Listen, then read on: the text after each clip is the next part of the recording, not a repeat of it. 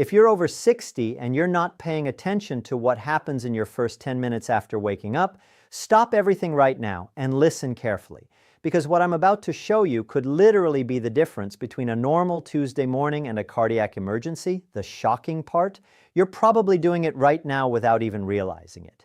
My name is Dr. William Parker. For 18 years, I've been a practicing cardiologist specializing in preventive cardiology and age-related cardiovascular risk.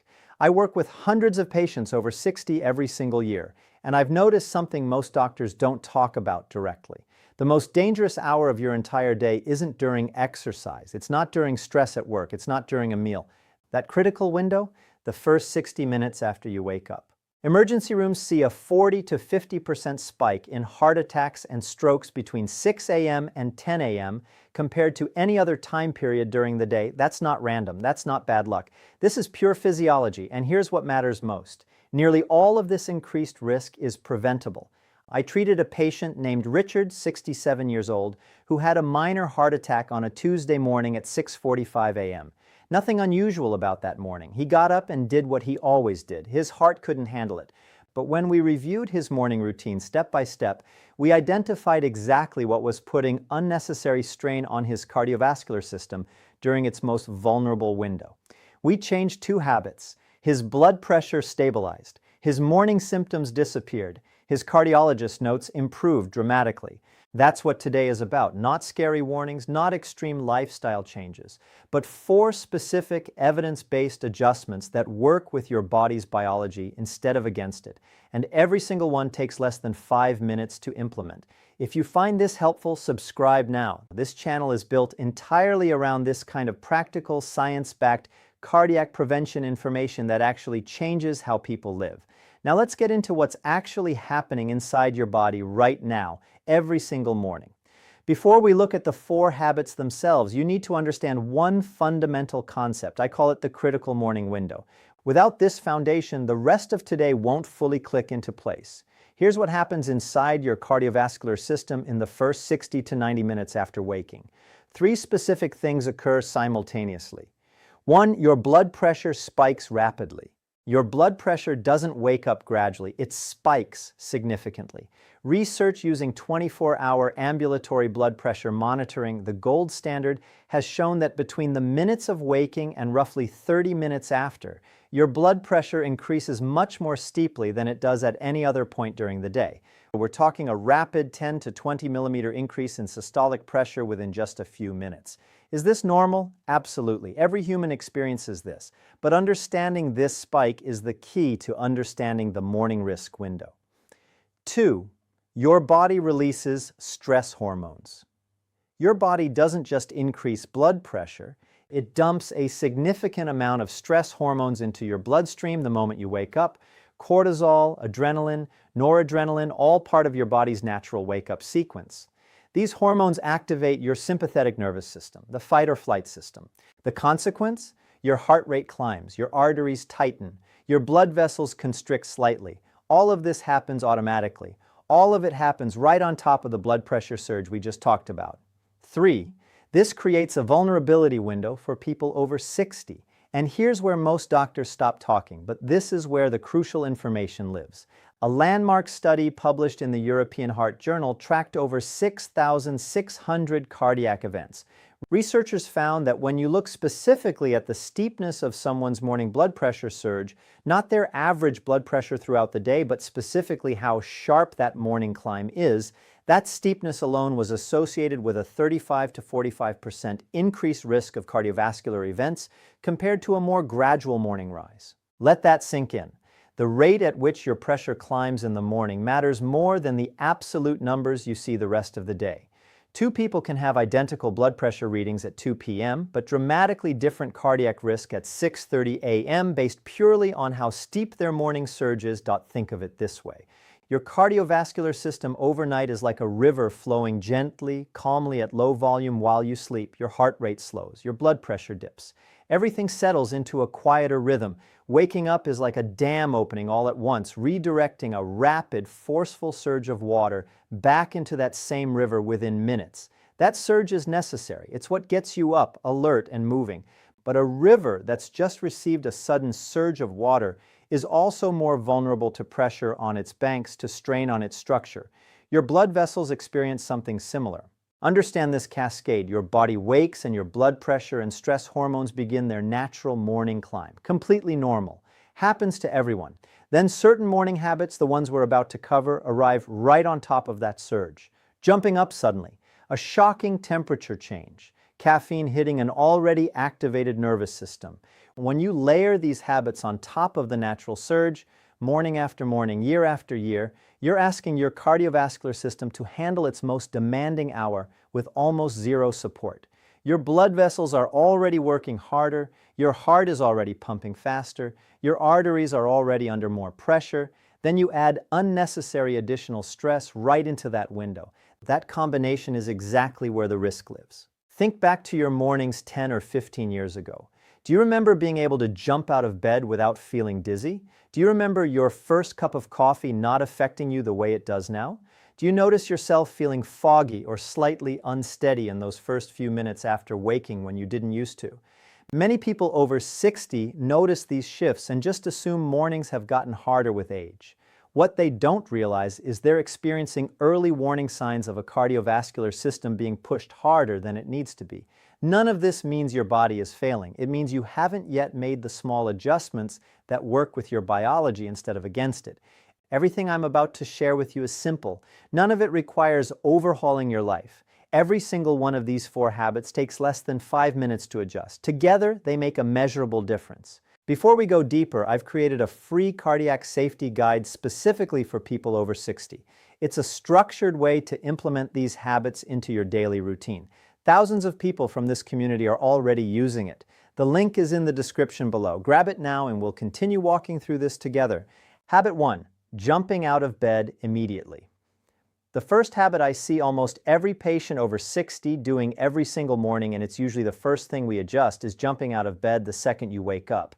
Let me tell you about Robert. He's 71 years old. His entire adult life, his alarm goes off and his feet hit the floor within seconds. No pause, no transition. He's always been proud of this, thought it meant he had energy and discipline.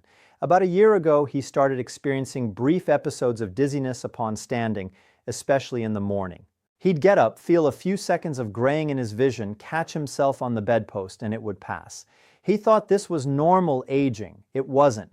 Here's the physiology that most people never have explained to them. When you're lying flat and you suddenly stand up, gravity does something immediate and powerful within 1 or 2 seconds. It pulls blood downward into your legs instantly. Your cardiovascular system has to compensate by increasing heart rate and adjusting the tone of your blood vessels to keep adequate blood flow reaching your brain. This adjustment happens automatically, but it takes a few seconds. Doctors call this orthostatic compensation. Normally that adjustment is no problem. Your body handles it smoothly all day long. But do that same adjustment during the morning surge we just discussed, and you're asking your system to manage 2 rapid cardiovascular changes at once instead of 1. That's why lightheadedness upon standing becomes noticeably more common with age. Not because your body is weak, but because you're asking it to do too much, too fast, at exactly the wrong time. This matters because falls are one of the leading causes of serious injury for people over 60. A fall from dizziness in your bedroom can result in a broken hip, a head injury, or worse. Beyond the fall risk, repeated episodes of dizziness are also a sign that your cardiovascular system is being stressed more than it needs to be. Your doctor should know about this consistently.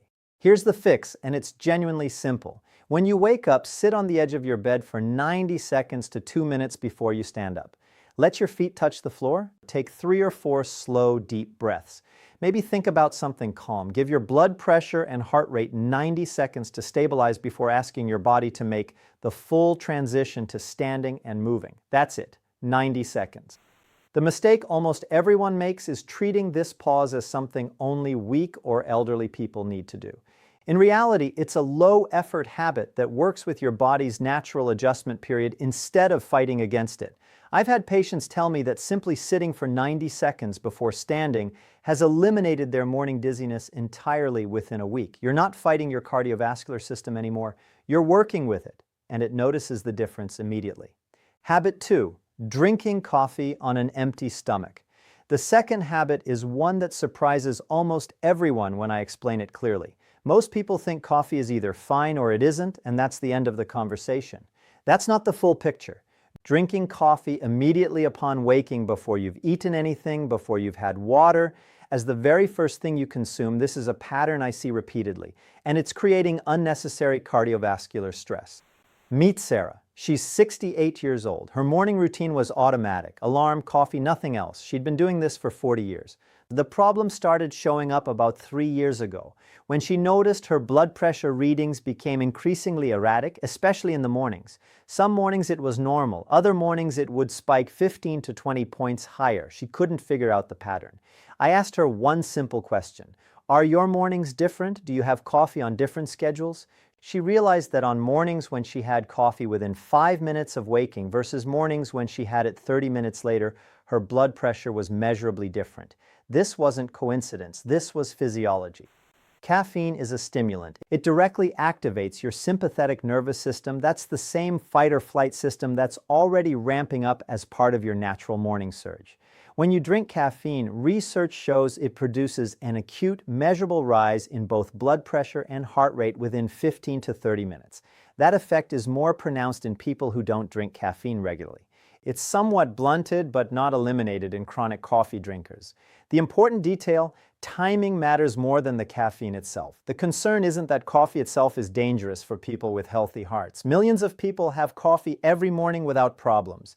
The concern is the timing. When you drink coffee immediately upon waking, you're layering the caffeine's own cardiovascular stimulation directly on top of the natural surge that's already happening. You're stacking two separate sympathetic nervous system activators during your body's most sensitive window. And if you're also not eating, if your blood sugar is low and your stomach is empty, that caffeine hits your system even more intensely. It's a perfect storm of unnecessary stress. Here's the practical fix. Drink a full glass of water, about 8 to 12 ounces. The very first thing when you wake up, nothing else, just water. Then wait 20 to 30 minutes before your first cup of coffee. That's the adjustment. You're not giving up coffee. You're not making your morning worse. You're simply not stacking two cardiovascular stressors directly on top of each other during a window when your heart is already working harder than usual. That water does something else important, something we'll talk more about in Habit 4. But for now, the key point is this: 20 to 30 minutes is nothing. It costs you nothing. It changes nothing about your day, but it changes everything about how your cardiovascular system experiences your morning. If you're currently on blood pressure medication, this is specifically worth mentioning to your doctor. Certain medications, ACE inhibitors, some beta blockers, diuretics, can interact with caffeine in ways that are individual to you. Your doctor can tell you if any timing adjustment makes sense given your particular medication list. One more thing, if you're a caregiver or family member, mornings are a genuinely useful window to observe someone from the outside. If you notice a parent or older friend seeming unusually winded, pale, or shaky in the first 30 minutes after waking, but fine an hour later, that pattern is worth bringing to their doctor's attention. That specific time-linked observation is often more useful to a physician than a vague sense that something seems off lately. Doctors work with patterns. You're giving them the pattern. Habit 3. Extreme temperature showers. This is where most people's expectations get turned upside down. Taking an extremely hot or extremely cold shower immediately upon waking, this habit surprises almost everyone when I explain it clearly. Meet David.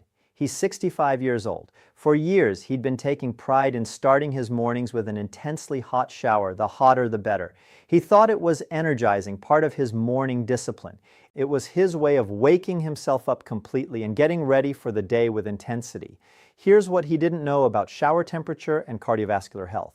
We tend to think of shower temperature as purely a comfort issue. Nothing more. Personal preference, no real physiological relevance. That's a significant gap in understanding. Sudden extreme temperature changes trigger genuine, measurable cardiovascular responses. I'm not talking about discomfort. I'm talking about real physiological changes in how your blood vessels function. Very hot water causes the blood vessels near your skin to dilate rapidly. They widen.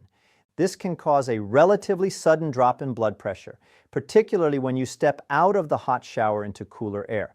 Your body compensates, but that compensation requires your cardiovascular system to adjust quickly. Meanwhile, very cold water does almost the opposite. It triggers rapid vasoconstriction. Your blood vessels tighten. That constriction activates your sympathetic nervous system, similar to the fight-or-flight response we discussed with caffeine. It temporarily raises both blood pressure and heart rate. Either extreme on its own is manageable for most healthy cardiovascular systems. Your body can adapt. But layering either extreme directly onto the already active morning surge asks your blood vessels to make another significant rapid adjustment during the exact window when they're already working harder than usual. Think about what's happening in your cardiovascular system during a hot shower in the morning. Your blood pressure is already elevated from waking. Your stress hormones are already elevated, your heart rate is already increased. Then you step into intense heat, your blood vessels dilate, your blood pressure drops suddenly. Your body compensates by increasing heart rate further and tightening other blood vessels. That's a lot of adjustments happening all at once. If your arteries have already stiffened even slightly from years of blood pressure management, which becomes increasingly common with age, that rapid adjustment becomes meaningful stress on your vessel walls. Younger people have more flexible blood vessels. Their vessels can adjust to rapid temperature-driven changes quickly and easily. Blood vessels tend to stiffen somewhat with age. That's a normal part of the aging process. A 35-year-old's cardiovascular system can handle rapid temperature swings without much strain. A 65-year-old system has less flexibility to work with. It takes longer to adjust. Use lukewarm water, particularly for the first several minutes. Ease into the water temperature rather than starting with an extreme. If you genuinely enjoy a hotter or colder shower as part of your routine, that's not something you need to eliminate entirely. Just save the more extreme temperature for later in your shower after your cardiovascular system has already settled into the morning routine. What I hear from patients most often after they make this adjustment, within a few days I actually feel more awake and steadier getting out of the shower, not less. That brief lightheadedness some people experience after an extremely hot shower, that usually disappears. You feel more clear-headed because your cardiovascular system isn't being asked to manage as much simultaneous stress. Habit 4, not drinking water after waking. Here it is, the fourth habit, the one that changes the entire conversation and the one I see skipped more often than any other on this entire list. Not drinking water immediately after waking. This one carries real weight because unlike the other three habits, this one isn't about avoiding an extra stressor. It's about actively supporting your cardiovascular system during a window when it needs that support most. And here's exactly why this gets overlooked so consistently. It doesn't feel urgent. There's no sensation driving you to drink water first thing the way thirst might drive you later in the afternoon. So it's easy to reach for coffee or simply start your day without giving hydration a single thought. But overnight, even during normal sleep, something important happens. You lose a meaningful amount of fluid. Not sweat, normal fluid loss simply through breathing and through your body's ordinary overnight metabolic processes. You're asleep for roughly 7 to 8 hours without replacing any fluid at all. That mild overnight dehydration means your blood volume is already slightly reduced, right as your body is asking your cardiovascular system to handle a significant pressure surge. Let me be specific about what's happening. Your blood volume is down slightly. That means your heart has to work harder to maintain adequate blood pressure with slightly less fluid to work with. Meanwhile, your cardiovascular system is already in the middle of its natural morning surge, blood pressure climbing, heart rate increasing, stress hormones activating. Add even mild dehydration on top of that, and you're asking your system to do more with less during exactly the window when it's already most stressed. This matters because adequate blood volume is one of the fundamental requirements for stable blood pressure and cardiovascular function. It's a basic physiological need that most people never think about.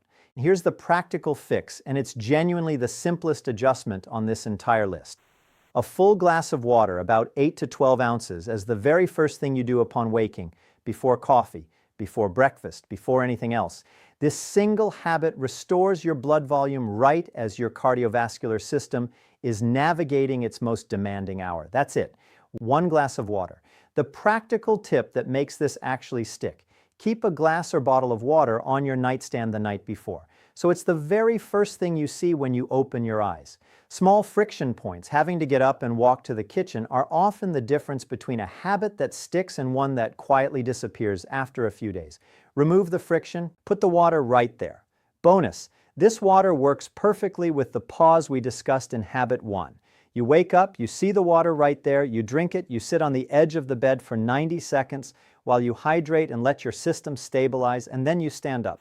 Your cardiovascular system has had a moment to adapt. Your blood volume is restored. Your blood pressure has had a moment to stabilize. You're not fighting your biology anymore. If you take a diuretic or blood pressure medication that affects your fluid balance, this is worth mentioning to your doctor specifically, not because it's dangerous, but because your individual fluid needs might differ slightly from a general recommendation. Your doctor can tell you if any adjustment makes sense given your particular medication list. Before we wrap up, I want to give you a tool you can bring to your very next doctor's appointment. I call it the Cardiac Morning Safety Checklist. 5 specific questions. Any good physician will welcome every one of them. Question 1.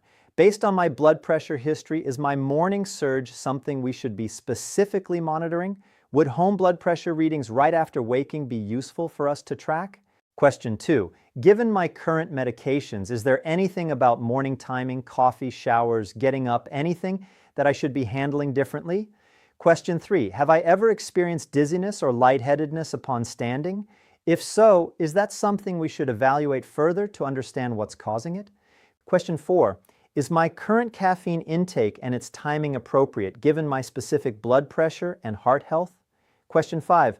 Are there warning signs specific to morning hours, chest discomfort, sudden weakness, vision changes, unusual shortness of breath that I should treat as an emergency rather than waiting to see if they pass? If your doctor brushes off those 5 questions, that tells you something important about whether your morning routine is being considered as part of your overall cardiac care. Notice that none of these questions ask your doctor to do anything unusual or dramatic. They're simply designed to connect the dots between your existing blood pressure history, your current medications, and this specific vulnerable window we've talked about today. Most physicians appreciate a patient who arrives with focused, specific questions because it makes the conversation more efficient and more useful for both of you. Here's your challenge for the next 30 days. Build these 4 adjustments into your morning, one at a time, if that feels more manageable. Adjustment. 1. Sit on the edge of the bed for 90 seconds to 2 minutes before standing. Adjustment 2. Drink a full glass of water before your first cup of coffee, waiting 20 to 30 minutes between them. Adjustment. 3. Start your shower lukewarm rather than at an extreme temperature. Adjustment. 4. Treat all 4 of these as one connected morning routine, not 4 separate rules to remember. Before you do anything else tomorrow morning, write down how you typically feel in the first few minutes after waking. Energized, foggy, occasionally lightheaded, whatever is honest, just write it down. Then 30 days from now, revisit that same question. Notice what's changed. You don't need a perfect morning, you need a consistent one. And the difference in how your mornings feel after 30 days will genuinely surprise you. If you want to track this more concretely, a simple home blood pressure cuff, nothing expensive, taken right after that 90-second pause on the edge of the bed gives you actual numbers to compare over time. Even a basic reading once every few days noted in your phone gives you and your doctor real data to look at together rather than just a subjective feeling. Don't forget the Cardiac Safety Guide linked below if you want a structured way to bring all of this together into your daily routine. There's a real difference between cardiac care that reacts to a heart attack and cardiac care that quietly reduces the odds of one ever happening. Mornings, the first 90 minutes after waking, are exactly where that difference plays out day after day, whether anyone's paying attention or not. I've worked with hundreds of patients over 60. The ones who made the most meaningful improvements to their cardiovascular health weren't the ones who overhauled everything. They were the ones who understood that a few small, consistent adjustments to something as ordinary as how you start your day often do more good over time than most people would ever expect from something so simple. This isn't meant to replace medication, exercise, or dietary changes. Those all matter enormously. But the morning window we've discussed is one of the few places in preventive cardiology where a genuinely small 5-minute adjustment intersects directly with a well-documented period of real cardiovascular risk. That combination, low effort paired with a specific vulnerable window, is rare enough in medicine that it's worth taking seriously precisely because it's so simple and because it costs you nothing to try starting tomorrow morning. You probably never thought of your morning routine as a genuine piece of your heart health. That's not the full picture, and it's not what I see in 18 years of working with people exactly like you. You're not doing anything wrong by how you've started your mornings until now. Most people have simply never had this specific window explained to them clearly. You have every right to understand what your body is doing in that first hour, and you have every right to make it a little easier on itself. Start tomorrow morning with 1 glass of water and 1 extra minute sitting on the edge of the bed. That's genuinely all it takes to begin. If this gave you something useful, subscribe now. That's exactly what this channel is built for: calm, honest, science-based guidance without the extremes you see everywhere else. Thank you for watching. Your morning routine is about to change. I'll see you in the next video.